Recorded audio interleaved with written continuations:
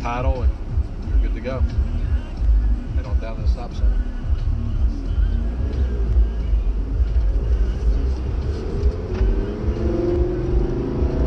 You have to let go with the gas when you shift, or you can just... It's a little smoother letting go. You'll feel it's like the old, when you shift in a car with a third pedal, you do that little toe crunch, a little toe curl, if you would. Right. But it's intuitive. It's once you find yourself getting better with it over time. Like you saw the first shift that I took, I got a little jumpy on it because I was on it a little bit too much. So the next shift, I settled back and curled my toes. I don't drive them every day, so if you're driving them every day, you get the old hat to it. So that's all that is. And I've got you in sport mode now, so the S should be up on the dash up underneath where your gear shift changes are at.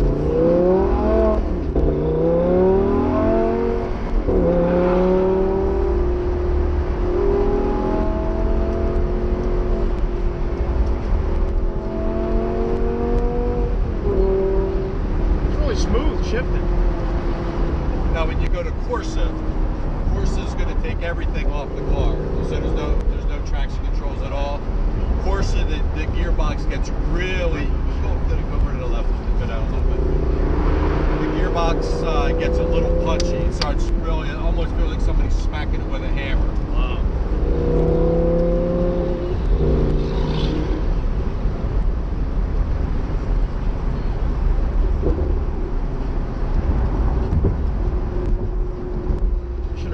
Mirror over, right? The mirrors are right here. Which mirror you want? Yours there? Yeah, closer. Closer to you? Tell me what. Sucks being 5'6". That's good. It's good on my side? Yeah, it's good, thanks.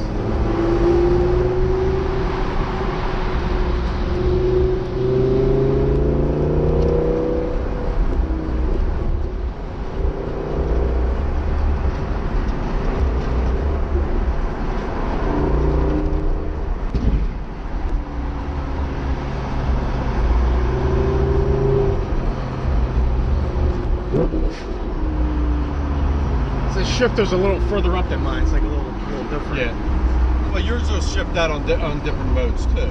So I mean, you can shift out on different points. You know, the Aston's a car that likes to run heavy too. Loves to run hot, up in the 5,000 to 6,500 range. Right.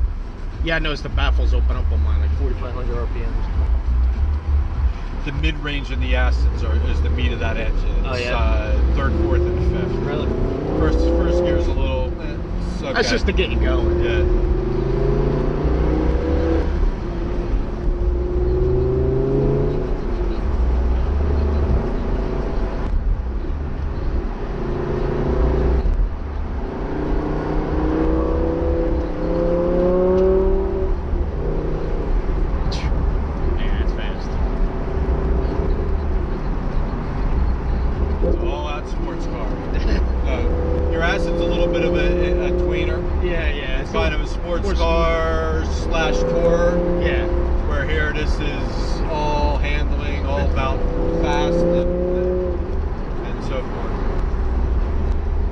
Get over the exhaust right up, right? Go up through the light, and then the jug handle's on the other side. You can slide up in there and just spin around, and you should get a little bit of room on the way back. At least tear it out of the hair.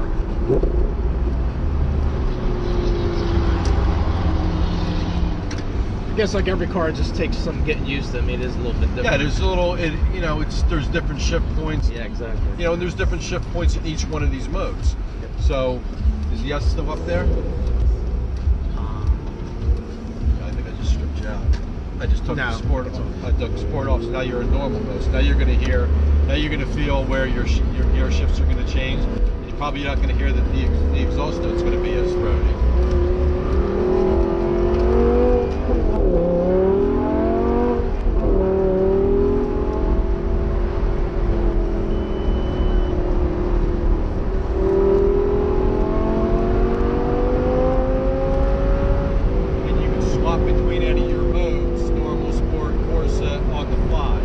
This is in normal mode right now? You're in sport mode now. ESC, sport, should say up across the top there. Okay, and it should have an S down below. So I started you out normal when you first started going, and I flipped you on the sport as you went.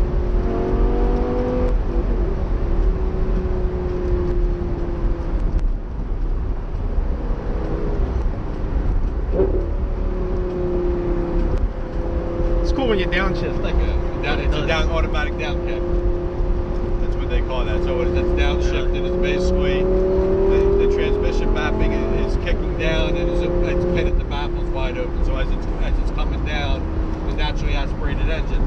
This Lamborghini is one of the last naturally aspirated supercars, even in the Huracan range. Yeah, a lot of them going turbo. Everybody else has got to get their assistance through turbocharged or supercharged. So this is it for the last of the naturally aspirated. I had a 458 last week. One of my guys, he buys a lot of Lambos.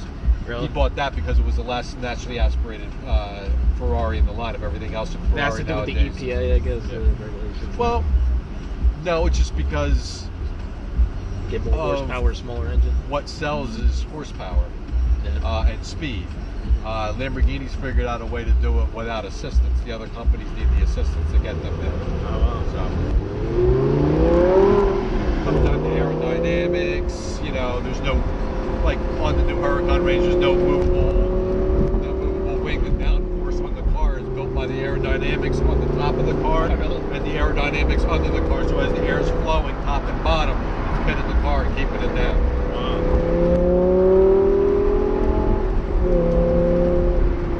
What's it like in regular mode again? The what? The regular mode. Now you felt your shift point just lower a little bit, not as torque. Right. That's kind of similar. So just a little bit more sedate. Right. If you went to automatic, you'd feel it really shift out at around 2,200 RPM.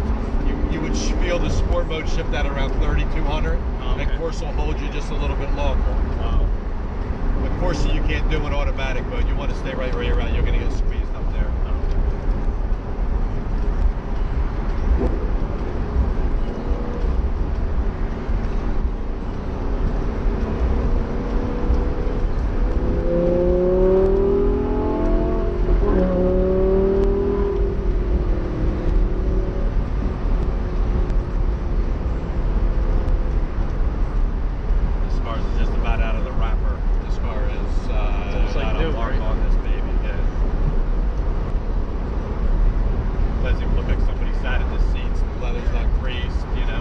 Must have been like a third or fourth car.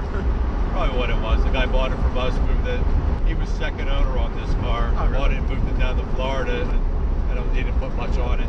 Oh, wow. Just traded it back. And then we'll get the Aventador back in a year or two the same way. I'll put 5, 6, 700 miles on it.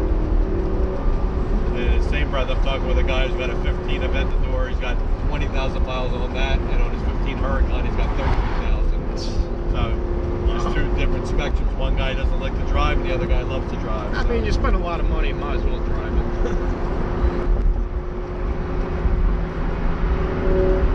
I just pulling in the parking lot over there? Yeah, right where we started out. Go up through the light. Right. And right the little side lot. We'll pull up in there. Oh, Anthony, put it back up just up to where the white truck just went in. Right.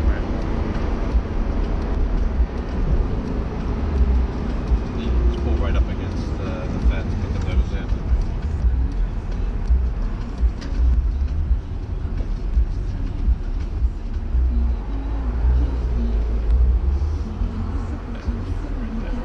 So now you'll go both paddles neutral. And brake up. Turn the car off. And it'll automatically revert back to first gear. Even if you forgot to go